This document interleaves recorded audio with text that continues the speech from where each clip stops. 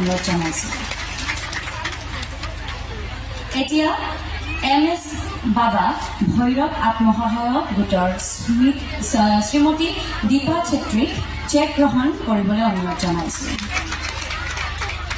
এতিয়া অনিন্দিতা আত্মসহায়ক গোটৰ শ্ৰীমতী মীৰা বালা ৰাভাক চেক গ্ৰহণ কৰিবলৈ অনুৰোধ জনাইছোঁ।